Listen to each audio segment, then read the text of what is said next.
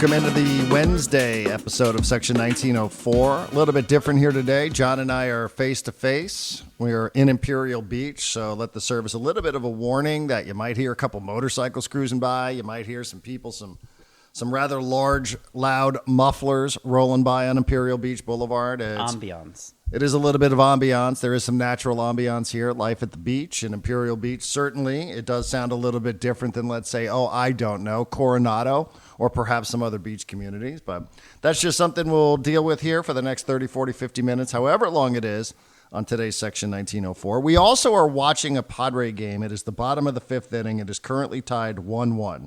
Padres and Marlins, Game 3, three-game series. This game started at 9 a.m. It is now 3-1 Miami Marlins. John and I just said before quick. we hit record we were not going to do any sort of play-by-play here because by the time people listen to this, it might be later in the day. The game is going to be over. It might be tomorrow. It might be 2 days past. So you're going to say, well, what were they even yapping about? But there was just a two-run home run hit by the Miami Marlins. Didn't see who. It came off Dylan Cease, who is a character today on social media, which we'll get to. But Section 1904, 100% fan supported. Thank you all for your support. Looks like we had a lot of people checking in on the TikTok yesterday. We did. Instagram as well. So picked up new subscribers. Do appreciate it. This is ad-free. This is John, me, starting a local media company. And the first bit of the media company is the podcast, is the daily podcast.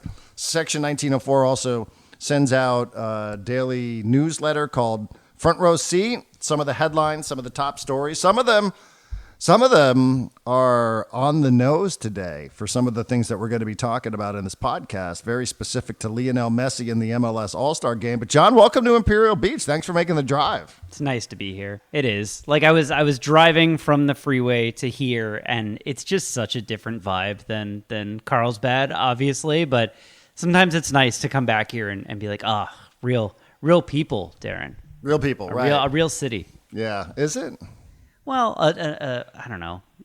What would you call this? Isn't a suburb of San Diego City. It's a small city. Is it a suburb? It might be a suburb. Isn't Carlsbad considered a suburb of San Diego? I view Carlsbad a suburb of San Diego, but that's what I'm saying. Like, this doesn't feel suburban. This feels like you're on the edges of a city, which I appreciate. Mm-hmm. Right. You can turn around. You can look over your right shoulder, and you can look right into Las Playas. You can look into Tijuana, which is part of the selling point of this house. One night, my wife and I were standing outside. We were outside on our front deck, and somebody came by and started getting chatty with us and said, how does it feel to live in a house where your view is of Tijuana? I said, that's kind of the reason why we bought it. Right. This person thought it was going to be, yeah, woe is us.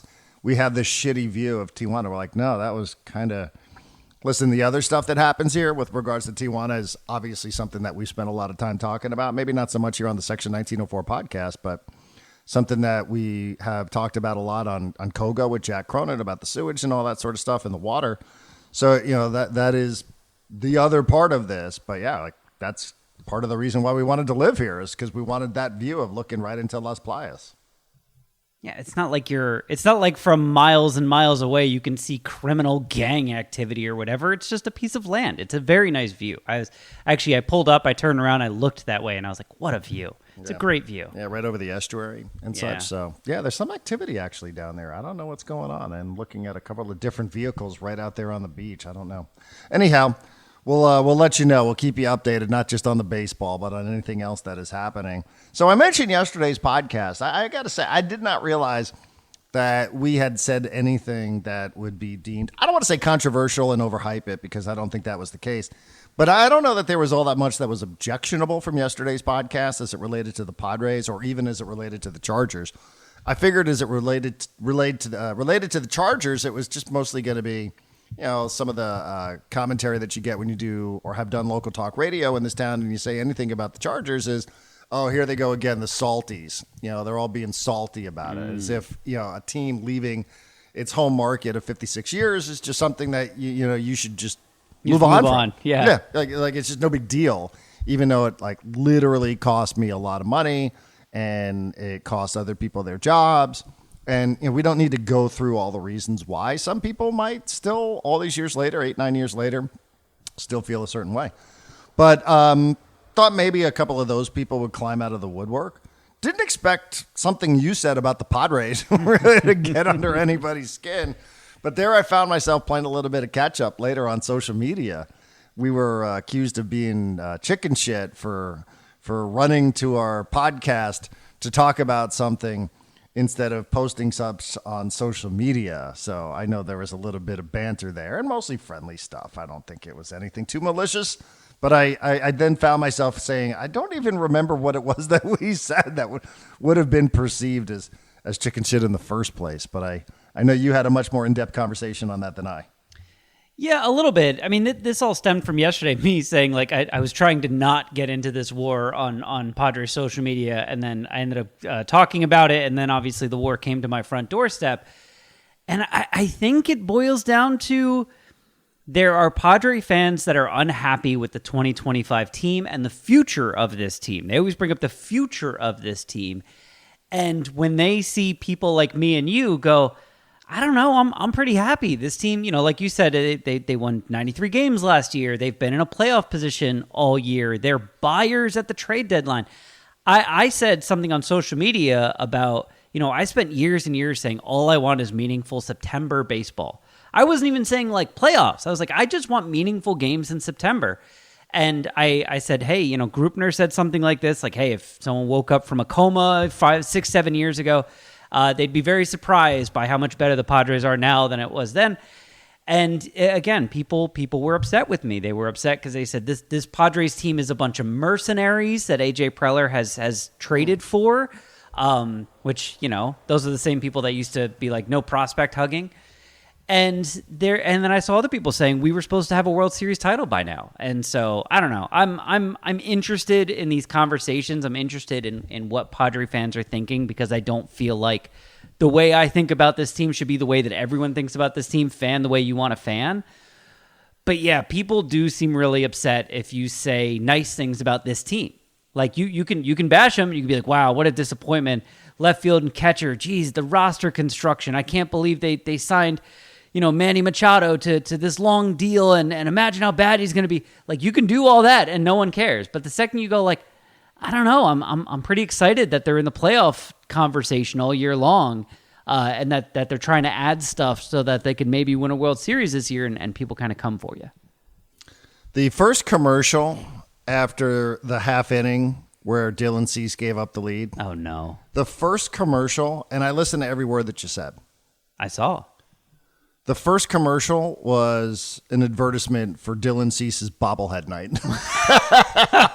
on September 10th, which he may or may not be in a Padres uniform for. So stay tuned on that. His name seems to be floated about on social media today. Yeah, and this isn't just to rehash it. I don't think there's anything really to rehash. I think your point's the right one, which is not everybody sees it the same way. Okay, that's fine. Yeah. Not everybody sees it the same way. And I don't think you're saying, hey, why doesn't everybody just shut up and enjoy this? No. I don't even think you're going as far as to have a full-throated support of what it was, the Eric Grupner line. I think Grupner is a triggering figure in this conversation as well. God, yes. Because he does have that, what are you all complaining about? Why don't you all just shut up and go to the games?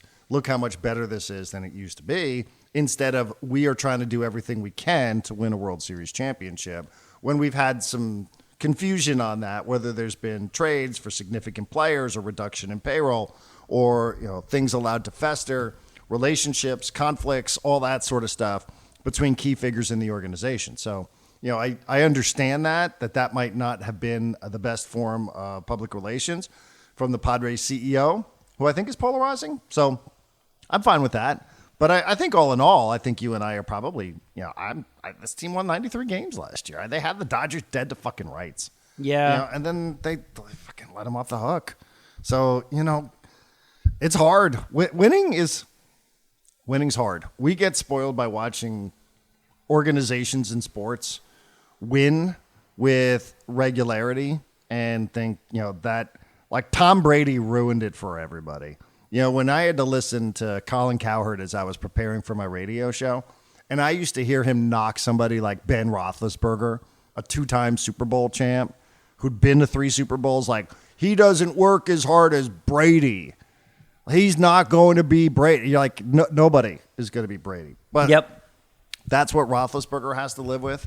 The era of you're not as good as Tom Brady, the best player who's ever done it. So like I do feel like there's a little bit of that in sports, but all in all, no harm, no foul. This is there was one person who replied, and this brought me to an icky place, but I feel like this will fire you up a little bit. One person said that they were mad because in 2023, Peter Seidler said the goal was to win a World Series, and then a year later he said the goal was to compete for a World Series, and they said that change in wording was upsetting to them, and I guess signified a downgrade in the goals and aspirations of the franchise. I think that's crazy. But I'm also, I was raised at the knee of Chargers GM A.J. Smith. He used to be like, the goal is to get in the playoffs, and after that, it's just chaos. Like, you really can't control it. You can't control it going 24, 27 innings, whatever, without scoring a run. Sometimes stuff like that just happens. That's baseball. Wow, I'm quoting a lot of old San Diego people now. But I'm a big believer in, you get yourself in a competitive position to be in the running every single year, and you wait for that year that it all comes together, the magic happens, you're healthy, you get the good breaks, you get the good bounces, et cetera, and it just hasn't happened for the Padres yet. Yeah, I mean, I'm a journey guy, always have been. I understand the destination's important. You're trying to get somewhere at the end of October or whatever the sport is. I understand that you're trying to get there, for sure. And, it will hurt when you don't get there, when you feel like you've got an excellent chance of doing so. See the 2024 Padres. See FC Barcelona's Champions League exit against who did they lose to? Not Milan. You talk about the one where the team eventually went on to play Tottenham? Yeah. No. Well, it doesn't matter. But, the Champions League, of course it's supposed to hurt. But, when you think about how fun the journey was along the way, I mean, if you're a participant in it and, your level of happiness is only tied to the end result, then, I don't know. I guess we just view sports differently. That's fine, which is fine. There's a lot of people that think every year that you don't win a championship is a lost year. That's not how I feel things operate necessarily. There are certain times I think where you can point to a roster. I do think it's an interesting conversation about the Padres because of how much they have committed financially and because these contracts are aging and because you have players like Manny Machado who are in their prime years and you don't know how many more prime years you're going to have and pitchers get hurt and all the like. So I do understand, that there is that conversation about windows, but, I also think a baseball season is so long. Like, was it an enjoyable season? Is it going to turn into some opportunity to win in the postseason? I mean, I tend to think that that's what sports is about for me. But again, it doesn't. This isn't a lecture. This is just the way John and I sometimes see things, which is aligned, and sometimes it's a lot different. Yeah. And obviously, a lot of people who listen might agree, or a lot of people might disagree with that. So it's fine. Why would everybody want to be aligned and view things exactly the same way? Right. But part of it for me, obviously, we do this podcast. I used to do the podcast with Craig Elson. I like talking about sports with people. And what I hated the most was when you would get into August or September and, two Padre fans would get together and someone would be like, friggin' Padres, right? And you're like, yeah, they stink. And there's no further conversation to have because they just stink. And then it's like, well, who are the prospects who could come up, who could maybe one day make this team better? I don't know. Like, these guys are so hit and miss. This guy, he can hit for power, but it's El Paso, so who knows? I much prefer the conversation of, they're 3.5 games back of the Dodgers. The Dodgers don't seem like they're an unbeatable force. They got a pretty good cushion in the wild card. They're going to get to the postseason. We're going to see what happens. I like that so much better, but that's me. I like having that conversation. I hate the conversation of my wife going, why are you watching this September game for this team that has no chance? They've already been eliminated from the playoffs. Why do you care? Mm-hmm. And I'm like, yeah, I get that. Mm-hmm. It was Inter Milan, by the way. I don't know why I was stumbling on that one. So, all right. Padres are playing. Last night there was a report on social media about a potential Padre trade with the Atlanta Braves. I think a lot of people, if you're on Twitter specifically, you might know the name Hector Gomez. He has had a lot of things to tweet about, specific to the Padres over the years. He is a reporter who has a lot of insight and a lot of connections, it seems, John, especially in the Dominican Republic. Yeah. So obviously when you have Manny Machado and you have Fernando Tatis and you had Juan Soto, obviously this is somebody who is going to have some opinions and perhaps even some insight on players with the San Diego Padres. And he took to social media on, I guess it would have been Tuesday night. Today is Wednesday, Tuesday night. And he said, I'm paraphrasing. I probably should pull the tweet up in front of me. Oh, I have it. You want me to read it? Yeah, please. Source: trade talks between Padres and Braves have intensified. The Padres are very interested in landing Marcell Ozuna. According to the source, the Braves would receive Padres number 18 prospect right-handed pitcher Francis Pena and number 21 prospect right-handed pitcher Ryan Bergert. Okay. So this is about as advanced as we have seen any reporting on the Padres. There's been a lot of speculation out there from a lot of the insiders and a lot of the people who are out there on the fringe. And a lot of it seems to say, well, the Padres are interested in fill-in-the-blank position. Yeah. Starting pitching, relief pitching, left field, catcher. Yeah.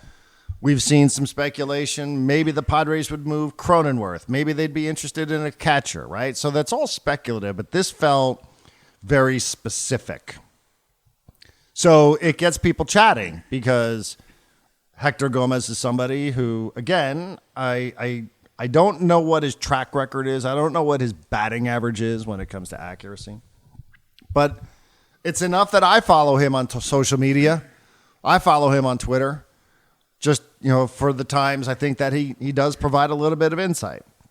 So, this is the one I think that has felt the most real. It got a conversation going on our Discord channel. Again, another benefit if you're a subscriber to Section 1904, access to the Discord channel.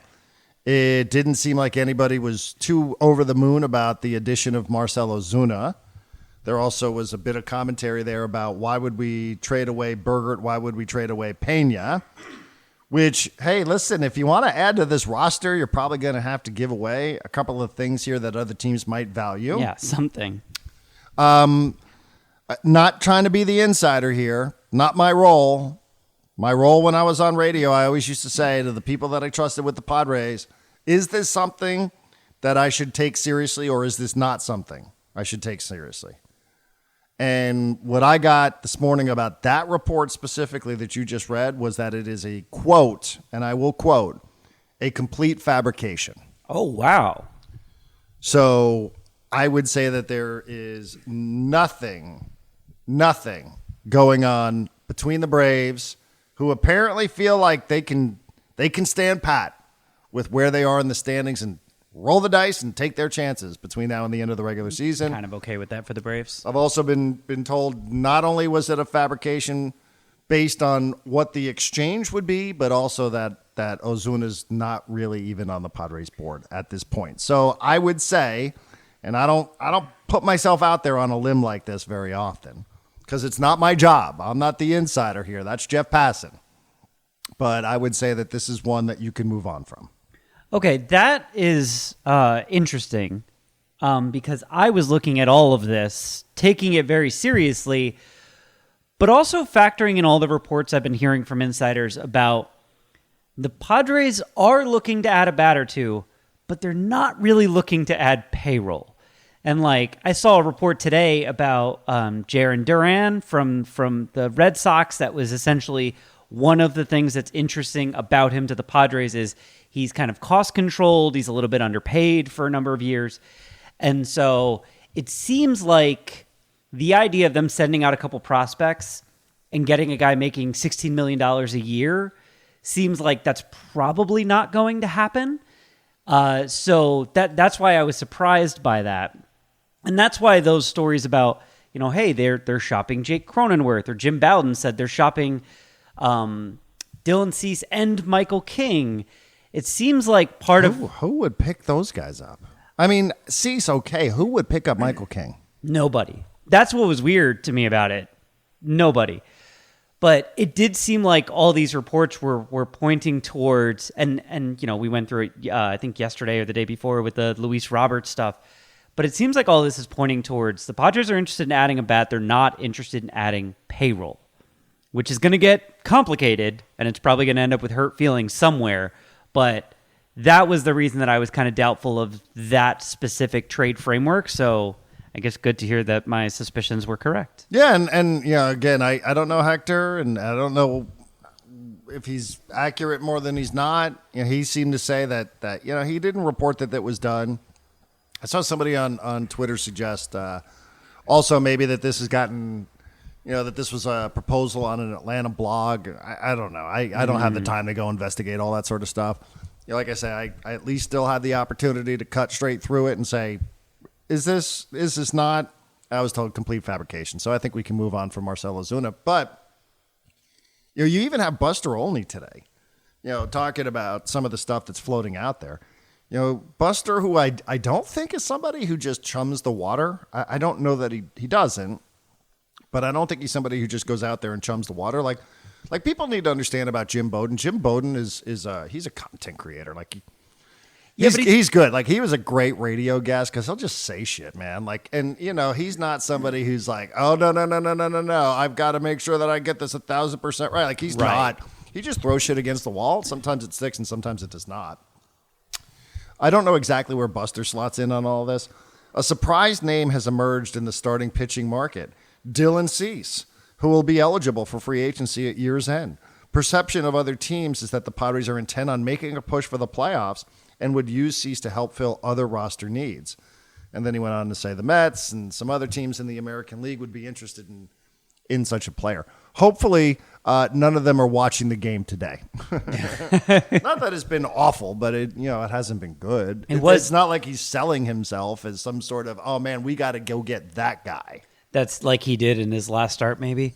It was very funny. I drove down listening to Jesse and Tony, and Dylan Cease walked the first two batters, struck out the two after that, and then gave up a hit, so he gave up a run. And Jesse was like, after the inning, he was like, hopefully that's one of those, like, hey, you got to get to this guy early or you don't get him at all. And Tony right away was like, I don't know, man. Cease really struggles in the fourth and fifth inning when he gets through the lineup, like the second time is really when he struggles. He's like, I don't know that he's the guy that you have to get to early. He's kind of the guy that you want to, pull before things get too hairy late. And he was right. Not only did Cease give up the run early, he then gave up two more runs in the sixth or the fifth.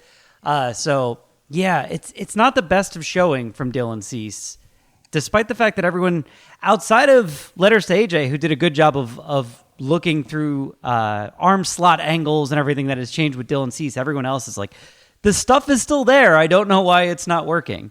Yeah, I mean, it is interesting. I went back and I looked up Buster Olney's page, and this will probably be a little bit unfair of me, but this is the kind of thing that I would think. This is the kind of thing that I think, okay? So I mentioned the tweet where he says a surprise name has emerged in the pitching market. That is this morning. That was literally just before 10 o'clock this morning. Dylan Cease, he went on to say the Mets, AL teams, Cubs, interested, blah, blah, blah. And then he has his most recent tweet is, the Padres have also talked to the Orioles about Charlie Morton. So maybe the plan is to add a starter like Morton if Cease is dealt for other assets. And listen, I've heard, that they're definitely in on a pitcher. That's, the limit to what I have here, because I don't like going down these rabbit holes and then, it turns into something I didn't say. I'd be cool with that. I mean, on the surface, I think Charlie Morton is, I don't know that he's ageless. I know he's had some injury stuff, but CFM, he's pitching some big games. But in between these two tweets, he promotes his podcast with Jake Peavy. Okay. Who, correct me if I'm wrong, was recently named special assistant to the CEO of the Padres. Correct. And of course, my mind now will wonder, are these things related? Yeah, as it should. Are these posts at all related? That the first post in ascending order is surprising name has emerged, Dylan Cease. Here's my podcast with Jake Peavy. The next post, all within the span of 4 minutes of one another, Padres have talked to the Orioles about Charlie Morton. Just wondering. I'm just wondering if at all these three posts are somehow connected. Now, yeah, that's a thing worth mentioning and a thing worth wondering about that we'll never really know. By the way, because we mentioned him, Dylan Cease is a free agent after this year. Michael King is not necessarily. He has a mutual option for $15 million. Now, in the beginning of the year, when he was lights out, they're like, well, of course, no one's taken that. But we haven't seen him come all the way back yet and be that guy he was in the first month or two of the season. If he doesn't have a great end to the season, either health-wise or performance-wise, you think there's a chance that he comes back on a 1-year, $15 million deal and goes like, prove it contract type of thing? Okay, well now we can revisit a conversation we had a couple of weeks ago about if he declares for free agency, do the Padres then offer him a qualifying offer? That was the conversation we had about Cease, right? Right. Yeah. But now let's turn it over to King, because you would guarantee yourself more money if the Padres offer you a qualifying offer. You would guarantee yourself more money than $15 million. It's 22? Yeah, it's whatever the averages of the top 200 salaries Got in it. baseball. So from that standpoint, then you're going to put the Padres in a position. Now, again, the devil's in the details. We haven't seen the contract, so we don't know exactly what mutual means. Usually mutual, though, is it'll be triggered upon mutual consent. Yeah. Not like one side holds the other to it. Right. But if he says, nah, I'm gonna take my chances here, then he puts the ball back in the Padres court, where the Padres, what do they do in that situation? Because you're guaranteeing more money if you can get a qualifying offer from the Padres in return for higher than the $15 million, unless there was a handshake that you weren't going to do that. This feels like an AJ Preller special, where it's going to be like it's a 1+1 that he signs, and the second year is a player option.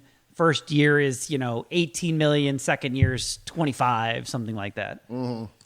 So anyhow, it is silly season to say the least. Yeah. That's what it is. And, there's everybody out there now who's compiling the wish lists, who's telling you, this is where it gets so weird, because you don't even know what a source is anymore. What is a source? Is the source somebody who just works in the front office? Is the source somebody who works in the clubhouse? Is the source somebody who's in uniform? Remember is the source we used to joke about one guy that we thought his source was his ticket guy. Because he would always have my source in the Padres front office, and it was always just like something that a ticket person would tell you to try and sell more tickets. Right, but the meanwhile is if you are somebody like Ryan Burgert or Pena, now you're probably wondering too, like, what's going on around here? Imagine how Jake Cronenworth feels. Now nobody's going to feel sorry for Jake; it comes with the territory. But every day you got to look at Kevin Acee walking into this clubhouse, who has been telling people that you're on the trade block much more than anybody else. I haven't seen anybody else repeatedly say Jake Cronenworth's name as much as Kevin Acee has. And Acee's got to go into that clubhouse every day, and Jake's probably like, where am I going today, Kevin? What's going on with me? So Dennis I don't know what Lynn, kind of toll that takes on others. I know Dennis has jumped in, but yeah, like I don't know what the toll is on players.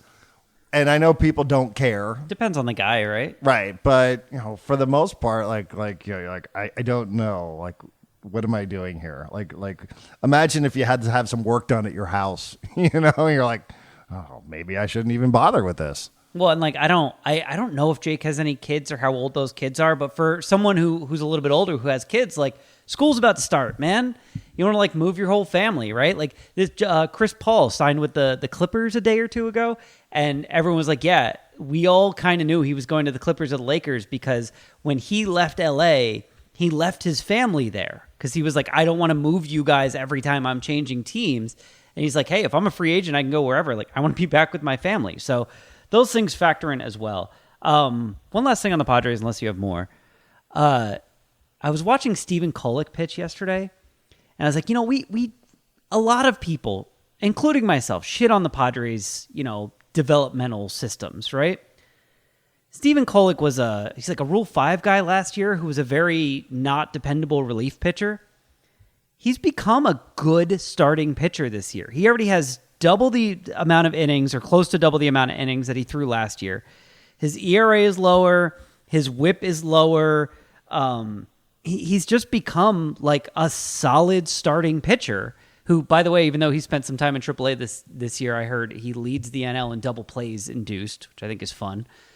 But he's just become like a solid starter, like a guy that you wouldn't mind being your fifth starter in a rotation. And that feels like a developmental win. That feels like a thing that we should go like, yeah, AJ Preller did good to grab this Rule 5 guy and turn him into a solid number 5 starter that, like, if you want to throw him in a trade, you can throw him in a trade and someone's going to be happy to get him. You win a lot of games with good 3, 4s, and 5s. Right. Everybody wants a staff. Everybody wants an ace. Everybody wants a Cy Young Award winner in the rotation. Everybody wants that.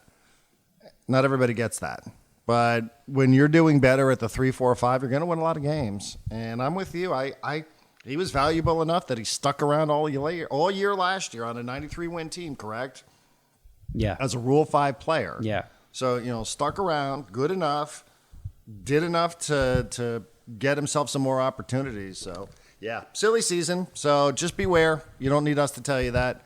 If you like living up and down every day with some of the insiders and some of the rumors and the reports, I think a lot of people do. I know if you're in the content industry, you definitely like going up and down the roller coaster of all the rumors that are floating around out there. So wonder what's happening at the beach. Got a helicopter flying overhead. We just had an ambulance go by. Ice.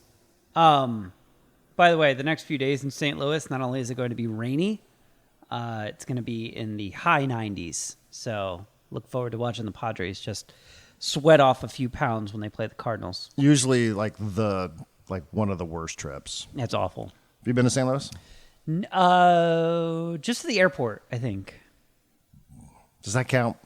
No. Whenever you see those lists on Instagram of people like, how many of these cities have you been to? Airport doesn't count. Does the airport count if I had a layover there once? No, it really doesn't.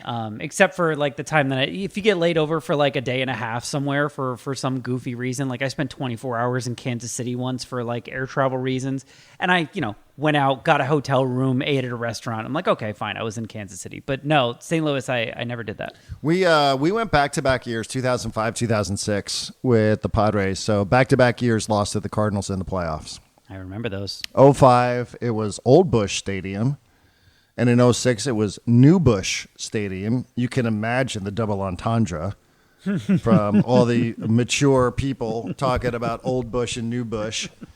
But we got to spend a little bit of time there. And I would tell you, I think the most memorable thing that we did for fun beyond the baseball games was one night with Matt Vasgersian, Dave Marcus, I think. We went across the river from St. Louis, Missouri, right across the river. It's the Mississippi River. Yeah. Right across the river, there's a town in Indiana that had this crazy honky-tonk place. That was like just the most ridiculous bar. It stayed open till 4 o'clock in the morning because who doesn't need to be out till 4 o'clock in the morning in some honky-tonk place right across the Mississippi River from St. Louis in the state of Indiana. And it looked like a corral, and it had music and shenanigans going on. And I would tell you that was about the most memorable thing, I think, that I remember experiencing in St. Louis, either one of those years in either 2005 or 2006. I do remember the stadium was in such disrepair in 2005 that we had a hornet's nest in our broadcast booth where we were doing the radio show, and nobody gave a shit. They're like, we are not calling anybody. It was like the end of the Qualcomm days when the Chargers just are like, oh, that TV doesn't work? Sorry. Was it concrete was like falling in the press box? Falling in the press box. They weren't going to invest $1 into it because they were still building the new one right outside. And I'm trying to think, like, maybe we did some other fun stuff. I remember our lobby bar, I think, had a little bit of a vibe to it.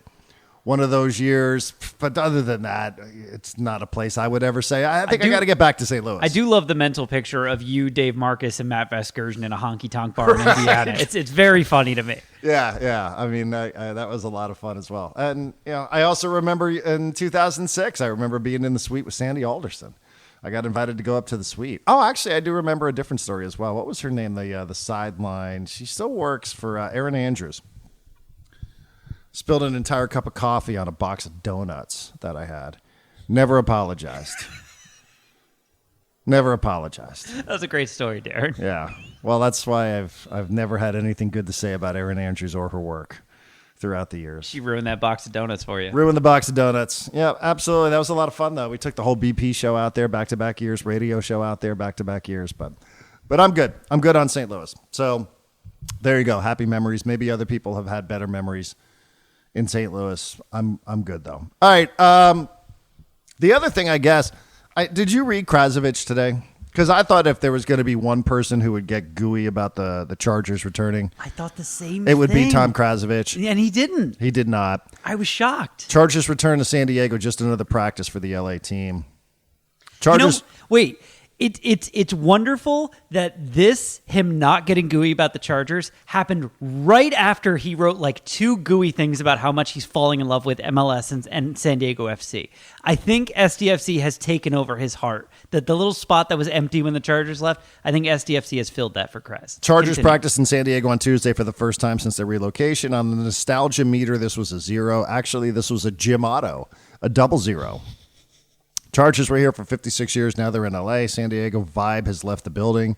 Football team in L.A. seemed like interlopers when they took to the field Tuesday at the University of San Diego's Torero Stadium. Interlopers. Never mind at the familiar lightning bolt helmets and blue and gold duds as they worked out on the grass field, though players appreciated the refreshing breezes of 72-degree comfort. San Diego's just another place to the guys who now play football for the Chargers. And, it goes on to say a bunch of other things here, but for the most part, the players were complimentary. He kind of it was interesting when he was talking about Jim Harbaugh.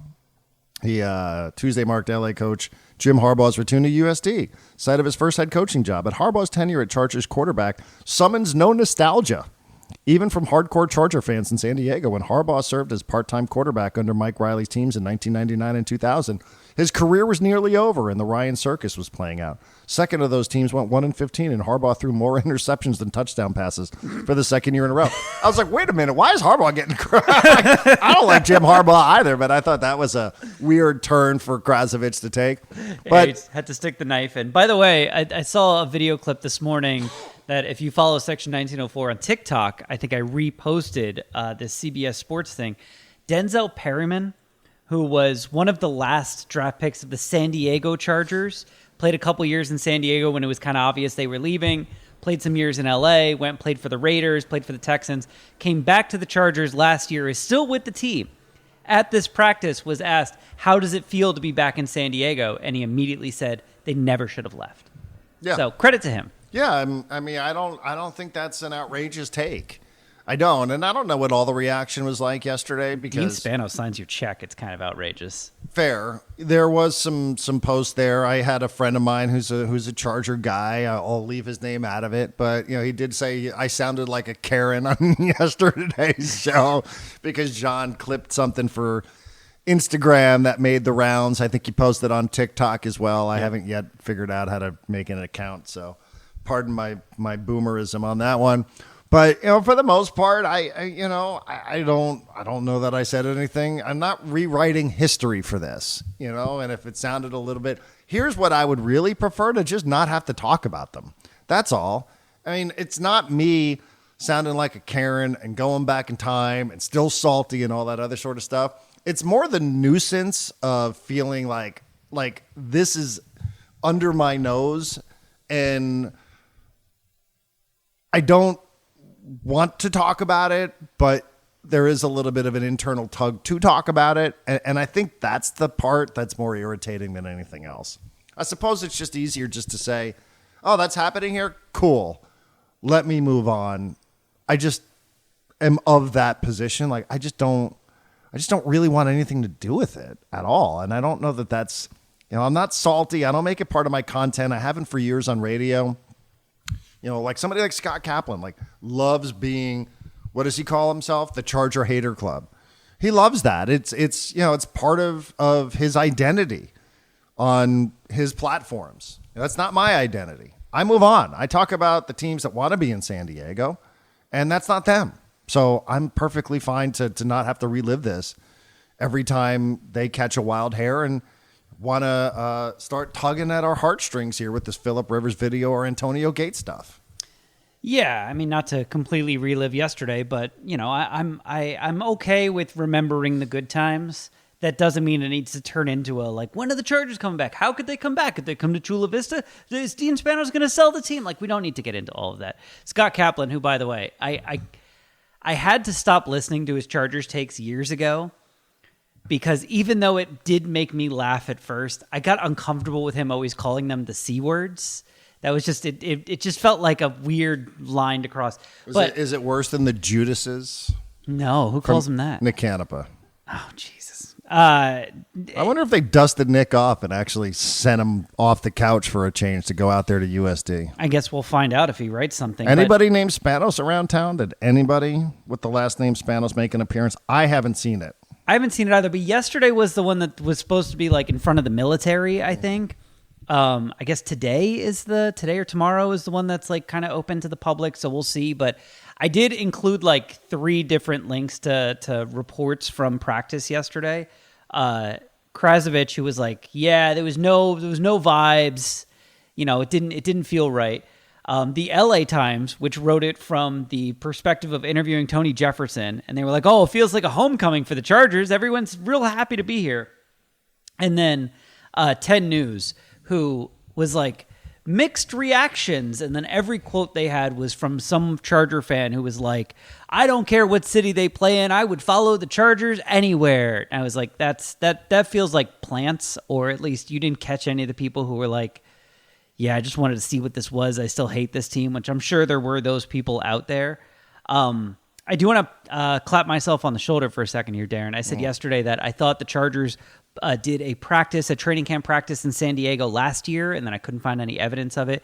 There was a user either on Twitter or Blue Sky who sent me, they did do a practice last year at Camp Pendleton just for the military families or whatever. So keeping up that tradition, trying to continue to be, I guess, the team of the military for the NFL. Not that works quite the same in the NFL as it does for Major League Baseball. But yeah, I don't really care about this. It's interesting in that I'm like keeping an eye on it, but it doesn't really stir up much emotionally. It doesn't change my opinion of the team at all. I don't know why it would change anyone's opinion of the team at all for more than a day or two. And that's just you sinking into nostalgia. But this, I don't think they're going to earn any new fans by doing this, but maybe I'm, crazy. Yeah, I find it more irritating and a little insulting, but irritating more than anything else. That because I'm sure also what's happening is you have program directors who are asking their hosts like, oh, do you want to, is this content? Is this content? And I think most people would probably say, it is not. I think there's been a lot of the pro football player types that have been rooted out of local sports talk radio. Yeah. Right. Because, for a long time, listen, the market really wasn't built to cover baseball in an effective way. Yeah. It just was not. When you look around up and down all the shows, you had a former football player here and you had a former football player there and you had a football sideline guy here and you had a football guy over there. Yep.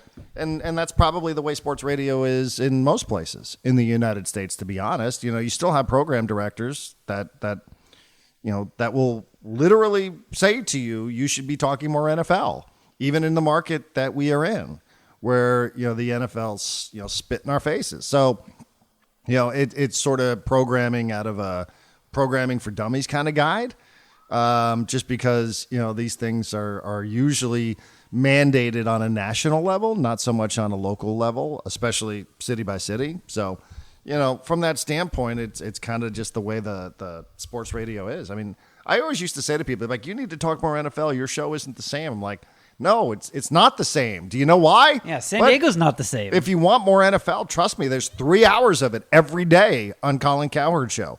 Literally 3 hours of it every single day. You can listen to that show if you want NFL talk. Yeah. But, that's about, that was about the end of the road for me. Like, that's when I was like, yeah, I don't think this isn't the same.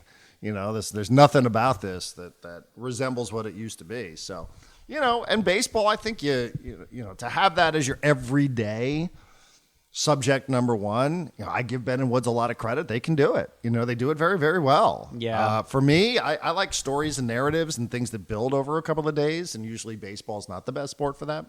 So, it's a little bit more difficult to not get wrapped up into doing some version of a pregame show or a postgame show every single day when everybody's doing sort of the same content. Or a watch a game live show. Yeah. I mean, even that I'd rather do than have to sit there and go through the box score every day and, talk about how many strikeouts a guy had and all that sort of stuff. I mean, there's so much of that out there. So anyhow, yeah, like it did change, and I will much more gravitate towards the sports, the teams, the leagues that want to be in San Diego than the ones that have said that they do not. Very simple. I don't know why. I don't think that's at all controversial, but to each. I saw people that I like on social media yesterday planning get-togethers and gatherings around the Charger practice today. Oh, really? I'm like, oh, okay, well, all right, you guys do you. You do you. That's fine. Not me. But again, maybe part of it is that I never had a connection to an NFL team to begin with. So yeah, and I said this I think before we started recording, but yesterday's episode, that clip on Instagram and TikTok and whatever, it got a ton of views. It got us a lot of new followers. It got us more paid subscribers yesterday than we've had in probably a month or so in terms of one day number of people who found us and signed up. And I said that to my wife, and she was like, so you guys going to start talking Chargers? And I was like, no, we made a promise that in the beginning that we were going to be authentic, and we're not just going to bullshit and talk about the Chargers because we think that's what is going to get us money. We want to talk about the things that we care about in the ways that we want to talk about them. And that's really not one of them for either one of us. Now, when the football season starts, I watch football on Sundays. I think you do too, for the most part. I watch Red Zone. I watch the Cowboys. I pay attention to it, but it's not like I roll out of bed Monday morning going we got to recap what happened on Sunday. But if there's interesting storylines, I'll bring them to the podcast. Sure. But I don't know, practice in July, that doesn't do anything for me. I probably wouldn't have even wanted to talk about the practicing at all if it wasn't for the Phillip Rivers video, which kind of brought the whole thing back. But yeah. 3-2, by the way. Iglesias just drove in Jackson Merrill in the 8th inning. Got a grit squad run there. They worked hard for that one. But my wife also a couple months ago, my wife was like, you guys talk so much about MLS, and she's like, I just don't see San Diegans caring as much about MLS as they did about the Chargers. And I looked at her and I was like, the team's existed for 2 months. Give it some time. This is a team that has chosen San Diego, and they put down roots here and they want to be good. But we want to be here for the entire ride. And we know it's going to build over time. And I'm excited for that. And I'm excited to get to know these guys now so that as the bandwagon gets bigger and bigger, we can be the ones who hey, remember that game where Mano Dua, I'm still talking about Mano Dua, went crazy and we all knew that this future was coming from. But yeah, you don't need to do it just because the numbers go up when you say Chargers or say NFL. Can we talk about the other football though? Yeah, I mean, real quick though on that point, because this is an exercise that I used to go through when people would talk about what something is like in season number 1, whether this is Rebecca or anybody else, and I forgot who it was. Maybe it was at the Union Tribune did a series on Qualcomm Stadium or San Diego Stadium or the Murph, whatever you called it. They did a series when it was being torn down about its history and its 2 key tenants, right? Being the Padres and the Chargers. Mm-hmm. And you learn a little bit about what attendance was like in 1969 with the Padres, which it wasn't very good. You know what I mean? The Padres now, we sort of take 3 million plus people, a Petco Park. Things are different. Nobody's saying that this is exactly the same, but I think if I remember reading correctly, the Padres didn't draw 1 million people at the stadium, and attendance was, it wasn't a 60,000 person stadium. And even population numbers in San Diego County in 1969 and the early 70s were totally different than they are now. Yeah. Where we're at 3.3 million people. So, again, I understand that this is a little apples to oranges. But when you look at what was going on back in 1969 and the early 70s, when you look at some of the early numbers for the Chargers, terrible. Yeah, it takes a while. Things do, it does take a little while. So, progress isn't measured in a couple of months, or it's not measured in even a couple of years. It's usually measured over decades. Decades. So, I think that's kind of what it is. that you're focusing on if you're focusing on that. But yes, we can, because I will say the MLS All-Star Game is coming up later on tonight. And when you were driving down here, the news broke that neither Lionel Messi nor Jordi Alba are going to be participating in the MLS All-Star Game. Not only are they not going to be participating, they're not even going. They're not even going to Miami. And this was set up. This was part of the front row seat. By the way, that news broke this morning. The game is tonight. They couldn't have said this earlier so that they could fill those spots with other people. Like, just, yeah, we know we said we were going to be there, but no, actually we're not. That sucks. Well, I guess they did have a couple of replacements. So I don't know if they had these dudes in a glass cage somewhere so that they could just, in case of emergency, like when Messi and Alba decide they're not going to play, here you go. Here's a couple of replacement All-Stars. I have seen a little bit of that floating around on social media, but I don't know that either one of those. Obviously, it's not Messi, so it's not going to matter. But that MLS appears to have waited until the morning of the All-Star Game to make this announcement official, and they did it in a way that was a little suspect. They just said, here are the rosters. Here are the official rosters for the MLS All-Star Game. And then everybody was like, okay, no Messi, no Jordi Alba. Now, what happens is if you skip the All-Star Game in Major League Soccer, the rules, as far as I understand them, suggest that you're supposed to be suspended for your next game. That's what happened with Zlatan. Well, it didn't happen last year with Messi or one of these seasons with Messi. So they're supposed to play not just any game on Saturday, but they're supposed to play. Miami's currently in 5th. They're supposed to play FC Cincinnati. Pretty important game. FC Cincinnati is on top of the Eastern Conference standings. And I think in some slight defense of Inter Miami, John, they not only have played 21 Major League Soccer games, they played 8 CONCACAF Champions Cup matches, they played 4 Club World Cup matches.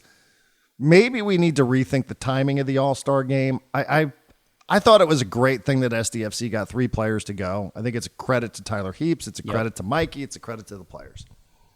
3 of the 25 guys are from an expansion team in San Diego, none of whom have any MLS experience whatsoever. Chucky Lozano, Anders Dreyer, and Jeppe de Verskov. But also at the time, I didn't realize that SDFC had a scheduled match for Friday back at home.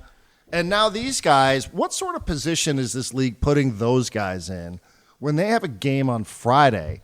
Now that we have Messi and Alba saying that they're not even going to go and do what you got to do, we'll take our chances. Maybe we'll get suspended. Maybe we won't.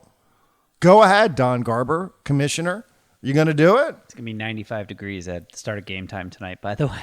And less than 48 hours later, by the time these guys get out of here, can they even get a flight out of Austin tonight to get them back into San Diego so they can sleep in their own beds on Wednesday? Or is that going to have to be a Thursday morning thing for them? Fingers crossed there's no weather delays anyplace. I don't know that these guys are flying private or if they're flying commercial. I know if Messi was going to this game, he'd be flying private. Yeah. Does that apply to the guys to play for SDFC? I don't know the answer to that. But it's just a bad look for everybody. And it's even worse when you think about SDFC players playing a massive game on Friday night against Nashville. Now, it's an Eastern Conference opponent. But we're short-staffed as it is. That was out of practice yesterday. Not a lot of guys. Yeah. Kind of quiet out there. Not a lot of guys. So now these dudes are going to have to, I know it's not going to be all max effort, all that sort of stuff. It's an exhibition. But even still, you do run a little bit of a risk. You got to warm up. You got to do all those things. And then you got to travel. And travel just takes things out of people. And, these guys got to figure out a way to get back here. So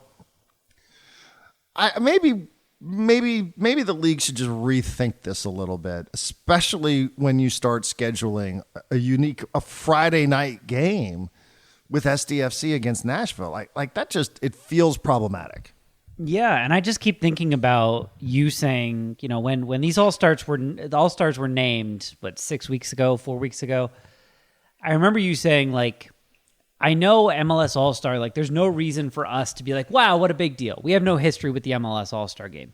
You're like, but these guys someday are going to tell their kids, I was on a team with Lionel Messi. I practiced with Lionel Messi. I played on a soccer pitch with Lionel Messi in a game that was we can bring up the video. Look, there's Messi passing me the ball, the greatest soccer player of all time. I'm passing him the ball and he's taking a shot. And that just gets robbed from them and robbed from the game and robbed from the league. And I'm not trying to make Messi the bad guy here because I think he's just prioritizing his team, which is probably the right thing to do. But yeah, we talked about like these all-star games in the middle of the season are a very American thing. And that could be why, in soccer, it's not really that well respected. But yeah, I mean, there are legitimate reasons for these guys to not want to appear and play in this game, and that sucks. That sucks for everybody. That sucks for the fans, most of all. That's what I have to say about the game. I do want to talk about the skills challenge because I did watch a chunk of it last night, and I have some thoughts. But do you have anything left on the game and the Messi situation? No, I mean, I'm just sort of seeing now if there's going to be any valid explanation offered here. Because people will want to know, like, are they going to, is the league actually going to suspend these guys Saturday night against Cincinnati? Somebody here, World Soccer Talk, kind of broke it down. Messi's played in 5 matches in 14 days. Given this packed schedule, his absence from the All-Star game is understandable. In total, Messi's played 17 consecutive matches at full time.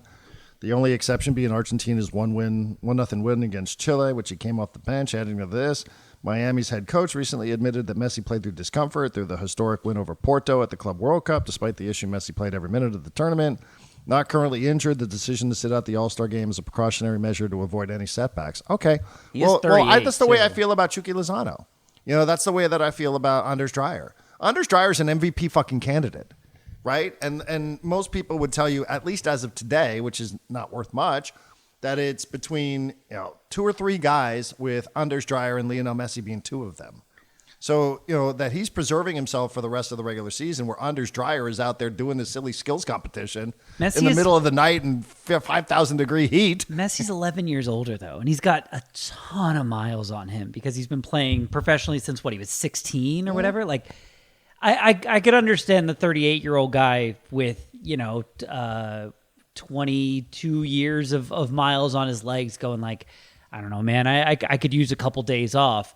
I could see that in comparison to Anders. Like, absolutely. I get it. But this was part of what Messi was signing up for, though, right? Like this is, I'm not saying that like he's like, what, an All-Star game? What even is that? Yeah, but it is part of what it is that Messi was signing up for. Was, now is growth in this league directly tied to an All-Star event? Probably not. It probably is more tied into winning games at the Club World Cup, getting out of the group stage at the Club World Cup, doing things along those lines, winning Leagues Cup, making a run at CONCACAF Champions Cup, right? So probably not directly tied to the All-Star game, but at least we now know like that the All-Star game for a lot of these guys is probably pretty low on the priority list. And I guess that's a good thing. I guess that probably is the way it should be. Mikey Varas has not been shy about this. He doesn't think that this thing should happen. I'm probably taking that one step too far, just to be fair to Mikey.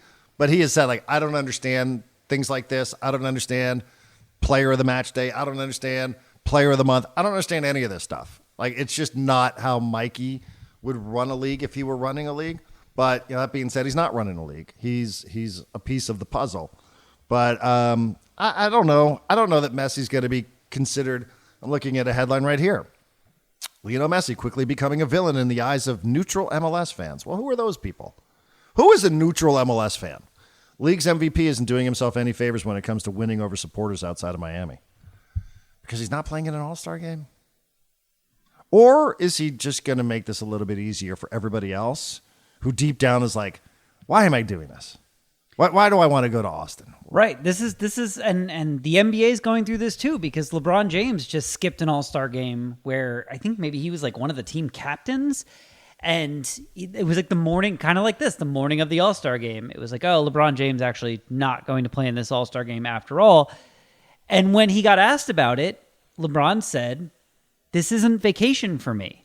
Like, this is miles on my body. My feet hurt. My ankles hurt. I'm going to be in LA getting rehab instead and preparing for the rest of the season. And it's understandable. Is this the beginning of the end for All-Star games? Maybe. I don't know. I mean, it is an interesting setup because it's MLS versus Liga MX, right? So, for example, Gilberto Mora is there from the 16-year-old from Club Tijuana.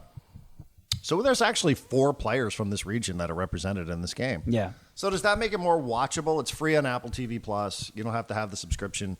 It's a free event. Does that make it more watchable for anybody? I'm not so sure.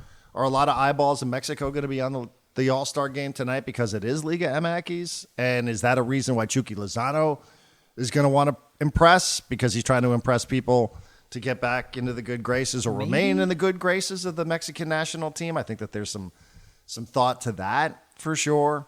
But, again, I don't know how big of a deal this is. The same reporter who's just like, oh, Messi's turning into a villain, says the MLS All-Star his name is Fabian Renkel.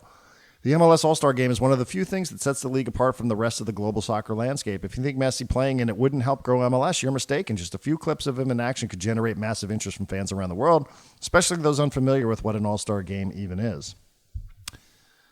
Maybe there's a reason why the rest of the world doesn't do it. Well, and is it Messi's job to lift up MLS, or is it his job? I think that is part of why he was brought here. I do think that was probably part of the conversation. Yeah, but isn't he doing it just by playing in MLS? Doesn't he raise the profile of the league just by playing in it and playing well? I think you're right. And playing well on the international stage? Like, does an exhibition game played in the middle of the season by Lionel Messi raise the profile of the league, or does it just raise the profile of the MLS All-Star game? Well, I don't know that that's either or. I mean, why can't it be both? It can be, but if you say like his job is to, legitimize the league, I don't know that him performing in an All-Star game where the rest of the league, if it's like, hey, Lionel Messi played in the All-Star game, the rest of the world is going to be like, what? Right. He did what? Like, what is that? He played an he played a friendly? He played a friendly with a bunch of guys that he's not normally teammates with? That seems weird. Like, I don't know that it helps MLS as much as MLS might think. Yeah, I don't know. I don't know that I fully agree with this bit of commentary about how it's one of the few things that sets the league apart. No, I mean, there are quite a few things that set this league apart. One of those, apparently, they're going to be voting on today, which is switching to the fall calendar. So hopefully that becomes an actual thing. Wait, really? Yeah. So they would they start now in the spring and they play through summer. So instead Correct. of doing that, they would start in the fall and play through winter. Fall to spring calendar, yeah. That seems dicey in some places. It will seem dicey in some places. You're going to be playing in the snow. It doesn't. Minnesota play outside? Minnesota plays outside. Doesn't Vancouver play outside? Vancouver, I think, is in a dome. New York, New Jersey. Seattle. Yep. Now you'll take a break in the middle of the month and you'll have to get creative with your scheduling, but it will put you on level footing with the other leagues when it comes to transfers. As it stands now, the transfer windows are kind of goofy. Honestly, that would help San Diego a ton. Like if you're trying to be a destination for transfers and free agents, and you're competing with Kansas City, it's like, hey, do you want to be playing games in Kansas City or do you want to be playing games in San Diego? Yeah, I don't know. I mean, when you say that it separates, that an All-Star game is one of the things that separates the league, I don't know that everybody views that as like, oh man, but you know what they do over there that's so great. I think instead they're like, can you believe what these guys do? I mean, I've interviewed the guys, and they're like, Yeppe's like, I never even heard of this. It came up during contract talk, and whatever. I guess I'll go and I'll get a photo with Messi. I'm disappointed because Yeppe specifically told me he was looking forward to. We were joking with him about how to ask Messi in Spanish to take a photo, and we're like, yeah, just have Chucky be the guy to do it. You know what I mean?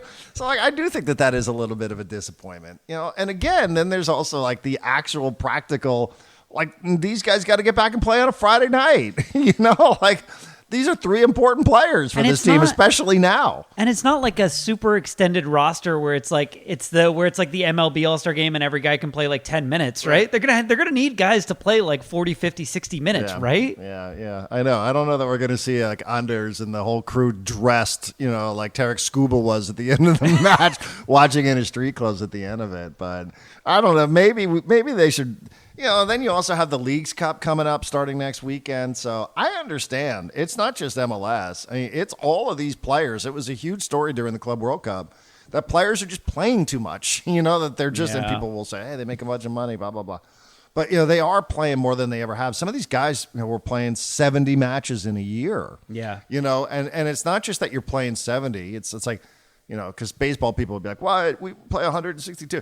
But, like, you're playing high-intensity matches in that many in 8 months or whatever it is, 9 months, whatever it is.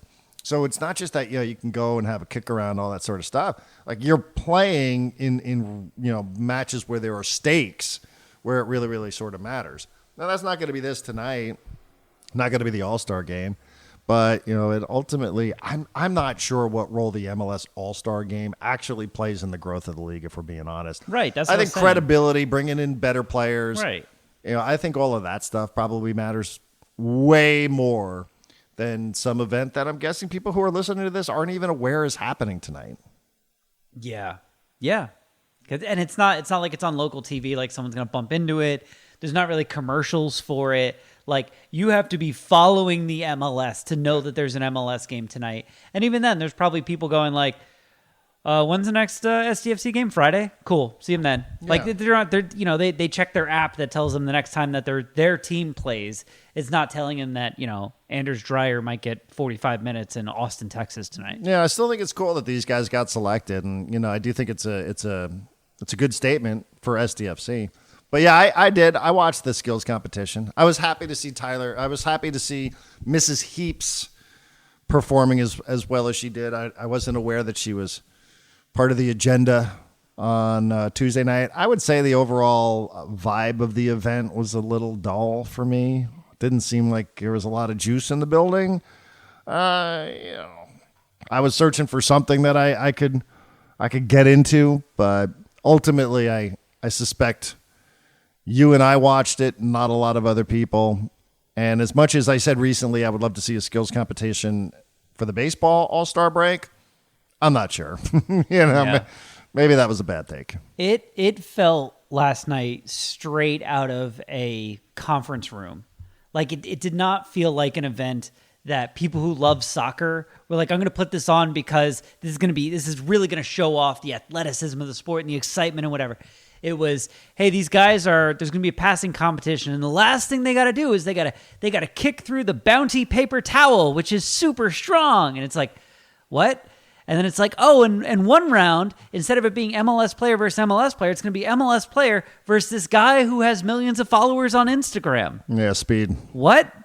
And like there was some interesting ideas there, but everything was tied to an advertisement, tied to some sort of social media influencer, and nothing really seemed to highlight soccer in any way, shape, or form. Like, the only interesting part of it to me that I was like, okay, like, I like that, give me more of that, was Clint Dempsey, who I think has been retired for 2 years now, maybe 3, trying to compete in one of the competitions while mic'd live and kind of laughing at like how bad he's gotten, how rusty he's gotten. Yeah, there were a couple moments. I mean, I don't regret watching it, but I also could have turned it off and I would have been fine. I don't think I would have missed anything really that I feel bad about missing. So, and I also am thinking about it too. Like, at some point, you would think that San Diego's probably going to get awarded an All-Star game. And are people going to show up for this? Because not a lot of people showed up in Austin on a Tuesday night. It did look pretty empty. Yeah, they had entire sections that were tarped off. So yeah, Padres are down to their final out. Oh, we should wait for this before we wrap. Xander Bogaerts here. It's 3-2 Marlins over the Padres. Xander could play hero. Xander could play hero. It's 0-1. Who do you want to be? Do you want to be Jesse or you want to be Tony? I'll be Tony. It's easier. Okay. So I'll do some play-by-play here? Yeah, go for it. Yeah, but I'm with you. I mean, I watched it just because it was on. And I don't regret it, but it would have been okay to miss it. Yeah. I kept saying, like, okay, it is kind of cool that these guys so consistently can hit the crossbar. Yeah. Where most of us would just have a tough time even getting the ball off the ground. All right, 0-1 pitch. Xander Bogaerts, righty on righty. He's facing Foucher. Curveball, outside. Xander's been hot lately. 1-1. That's your analysis? I'm trying to play Tony here. Well, come on. Tony gives you more than that. Well, that was the outside breaking pitch. We'll probably come in with something hard, try and jam him. 1-1 pitch. Fastball, outside. Hit in the right. Game over. Game over. Bummer. Yeah. Drop 2 out of 3 to the Marlins. I said after the first game when they won, I was like, I'm not even really worried about the Marlins. I just want to see how they do against teams that are over 500, like the Cardinals. I put the curse on them, and here they are dropping a series to the Marlins, almost entirely because their offense couldn't score enough runs. And Tony and Jesse were talking about like that's a big field. It's hard to score runs there. It's very pitcher friendly, but yikes. Yeah, I mean, listen. Their starting pitcher, if he's trying to impress the Padres, probably did. I don't know what pitching well against the Padres means, but if he was trying to impress the Padres, maybe the Padres package that guy up and don't get out of town until they bring Sandy Alcantara with them. The person that the Padres need to package up and take with them, I think, is Fernando Tatis Sr. Because when he was in town, Fernando Tatis Jr. seemed like the player he was at the beginning of the season. Then they went to the All-Star break, and now he's right back to the guy he was when his father was in the Dominican Republic. So maybe they hire Fernando Tatis Sr. to be some sort of assistant hitting coach or something. Just have him around because really, as far as they're going to go this year is kind of tied to which Tatis we're going to see for the rest of the year. Cease went 5 innings, 4 hits, 3 runs, 2 of them earned, walked 3, punched out 5, gave up a homer, threw 95 pitches. And again, I don't have any insight on this whatsoever other than what it is that I read from some of the insiders. This might have been his last start. Now, it might have been one of his last starts, but it might have been with a trade deadline coming up in a week. We're not quite sure. If you were a team that was interested in Dylan Cease, you might want to hit the gas on getting this guy. Not because he's been so good, but why would you want to make it another start for the Padres? So we're on Cease watch officially, since he seems to be the name that's been tossed out there in social media today. Hart gave a couple of innings. Morgan gave an inning. Nobody gave up anything other than what it was that Dylan Cease gave up. I won't go through the entire box score here, but the only player with multiple hits was Manny, who went 2 for 4. Arise scored a run. Merrill scored a run. He had a double late 8th inning. So it looked like the Padres maybe, I felt like when the Padres really, really had their mojo going and they were doing this a lot late. Yeah. It felt like Merrill standing on second base with nobody out would lead to a big inning. Mm-hmm. And now today, the difference is you just get a single run out of it. Yeah, it's not great. Cronenworth 0 for 3. T. Wade was in there today. He went 0 for 2. So I was imagining that Wade was out there as some sort of showcase for some team that they're trying to flip him to. I mean, they waived the guy at the start of the year and nobody wanted him. I know. So. I will leave you with this thought, which is maybe me being grumpy, maybe not. Keep hearing people, and I'm talking about Padre fans, say some version of this. It's really hard to watch this team waste an MVP season from Manny Machado. To which I would say, I don't think you're paying attention to the rest of baseball. If you think Manny Machado is the MVP of baseball this year, you are not paying attention to the rest of baseball. He's going to get some votes. He might finish 5th, 6th in MVP voting. He's not the MVP of baseball. He would be much, much better than this if he was the MVP of baseball. Who's the MVP of baseball? It's probably Big Dumper. Well, that's the American League. You get one in the NL too, Shohei Ohtani. Be boring. Giants are winning right now, end of the 7th. Dodgers play today. I mean, we're here. We might as well do this whole Go ahead. I haven't really. Dodgers do not play today. I really haven't. Oh, yes, they do. They play the Twins. Sorry. There you go. I haven't been following the Cubs or the Brewers that closely, but both of them have been awesome this year. So I imagine someone from one of those teams ends up a favorite for MVP. I don't think it's going to be, a guy who hits 20-something home runs and probably doesn't get to 100 RBIs on a team that can't score and doesn't win their division. Okay. But maybe that's what people mean. Maybe they mean that, if he had more people on base that he could knock in and get more RBIs, they'd have more wins, they'd be in first place, and he'd be the MVP. Maybe that's what they're saying. Yeah. I could take a quick scroll through here through the Discord channel, but I think we'd rather do that after we wrap up. Yeah, that's fine. Well, St. Louis is up next, and I think then home against Arizona with a chance to deliver, a knockout blow against Arizona, which is something I'm sure the Padres are thinking about.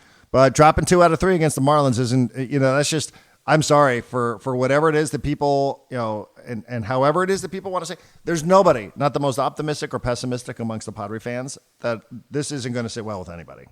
And that much, this probably isn't the day for us to tell people, that you should be thankful that the Padres are doing whatever it is that they're doing. Restart. Brand new podcast, Aaron. Yeah, exactly. But no, I think point well taken, bigger picture. But today is that wasn't a lot of fun.